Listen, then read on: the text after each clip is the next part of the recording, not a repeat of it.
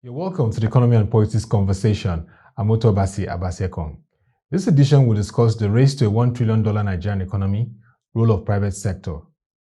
I recently engaged experts and stakeholders from the private sector on how Nigeria can achieve its $1 trillion economy target through sectors like manufacturing, technology, infrastructure, energy, and banking. Watch excerpts of the conversation.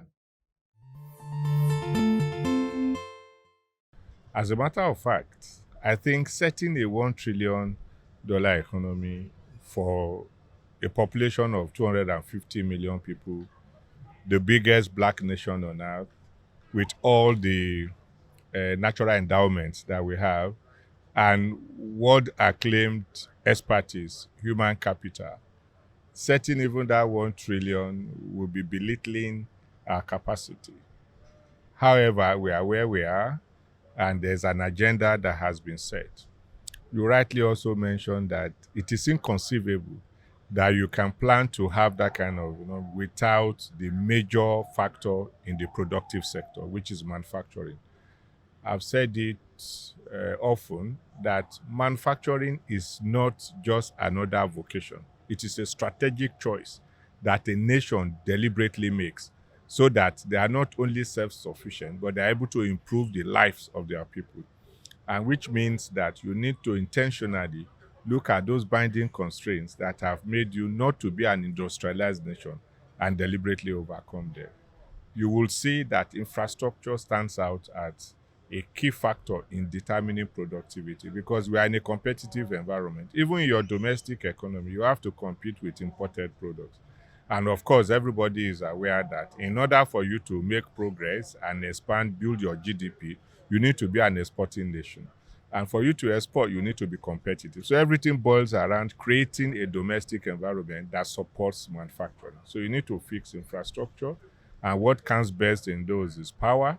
We need to be able to build roads. We need to be able to secure the environment so that industrial activities in terms of logistic movement, the ports, movement of raw materials from the hinterlands to manufacturing hubs, you need to set it right. You also need a conducive policy environment. We need to bring down inflation quickly.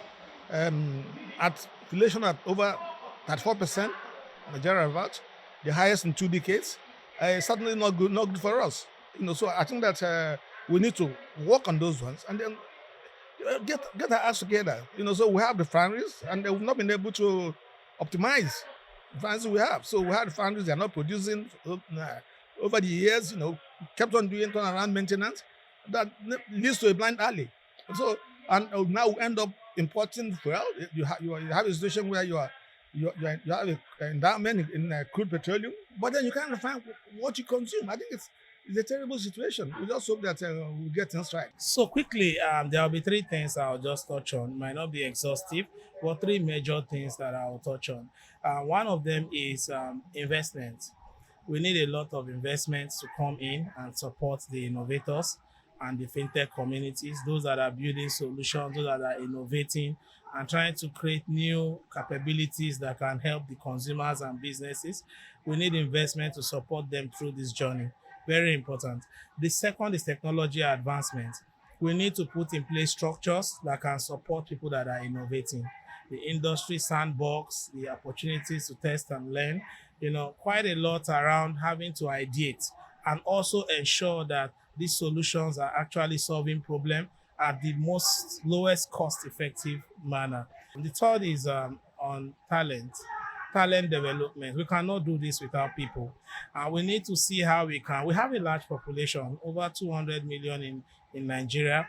We have an opportunity to build the larger base of our talent to be able to support this and even sufficient enough to remain for export to other countries. So I think we will all need to put our hands on deck when it comes to talent development.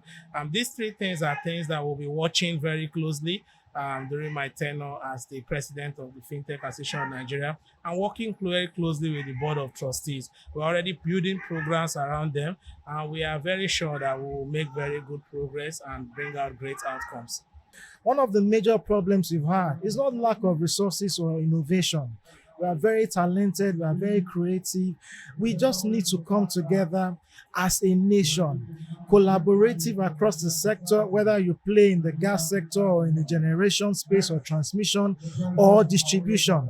We need to see ourselves as one value chain, and there cannot be the continuous blame game. Oh, is the fault is this person or that person? We need to work together, put the solutions on the table, implement, and that's the only way we can unlock the liquidity that we very much need to make sure that this sector succeeds. You will know that we are currently going through a liberalization, deregulated agenda or framework in the sector today, from federal government to the state government also coming on board. Every one of us needs to see this sector as one that must succeed, and we must be willing to put in our resources and wait for those resources to mature and ensure that ultimately we're able to bring energy to life. What does Nigerians want? Essentially, it's electricity. Now we can say that, oh, we can't afford it. We can't. As a matter of fact, electricity is expensive and we all know that. But it's our duty to ensure that we're able to deliver that energy. And when people see that energy is available, we will all see the need to pay for it. One of the major problems is energy theft and all the vices we see in the sector. But again, we can say, oh, people are doing that for various reasons, right? But when people are invested in the sector, they would also see the need that everybody is in it. You cannot shortchange the sector if you actually want it to grow. And all of us, we are stakeholders. We must continue to work together, collaborate, whether at the federal, state, or the local level, wherever we find ourselves. And that's the only way forward. I think the way to think about it is, how can technology help us make all our sectors more productive? And agriculture is number one. So maybe there's a reason why our minister is a farmer, because we need to be able to show people what is possible. So imagine if we can make agriculture more productive using technology. That is definitely going to change. We thank God we are resetting the system. The one thing people have forgotten to know is that the banking system is also part of the larger society. We cannot isolate ourselves from all the challenges that is happening within the nation. But over the years, we have realized that in the area of ethics, we need to ensure and make sure that there is serious advocacy and there is a reset in line with the policy of the CBN. I believe, and that's why we came with the issue. I believe the CBN came with the issue of recapitalization, which you mentioned. And for the very first time, this capital base was according to category. You understand? It was not a uniform something that, like the previous one. There are some lessons we learned from the previous one, and with this, and technology is driving this current one, and that's why you find out that two banks had already exceeded even their capital base through rights issue and some other methods of raising funds. I'm making access to. I've been talking about Access Bank and also Senate, and I know others will toe the line. And again, the time frame given to them is very, very nice, because you are given 24 months. So that gives an opportunity for everybody to get itself right. And I believe with that capital, now we'll be able to finance large transactions. We need large transactions. Our roads are bad. The railway is not functioning very well. We have power issue. All these things can only be financed by when the banks are well capitalized. And when they are well capitalized, you realize that other nations, other people from other institutions, financial institutions, can also extend credit facilities to them. So we believe that we are on the right path. It's painful now, but we know that the future is bright. Interesting insights from stakeholders in the private sector. In his 2025 Nigerian Capital Market Outlook report titled The Capital Market and the Quest for a $1 trillion Economy, Proshare made 3 significant recommendations that should be at the forefront of policy formations at this time. These include recalibrating Nigeria's 46 activity sectors into 14 sub-economies to enable strategic policies and attract more investments. This comes at a time the National Bureau of Statistics is expected to release the rebased figures for the Gross Domestic Product and Consumer Price Index. The second is adopting the securitization and financialization of idle public assets to release underlying economic value. This will deepen the linkage between the Nigerian economy and the capital market and unlock wealth for the country. And the third is the need to resolve the issues around the absence of and deficit in fundamental enablers in areas such as energy, which covers electricity, gas, renewables, deployment of optical fibers, fit-for-purpose educational and vocational system, a new tax system, and justice system.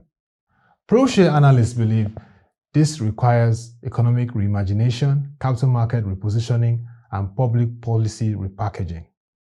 That will be all for this edition of the program.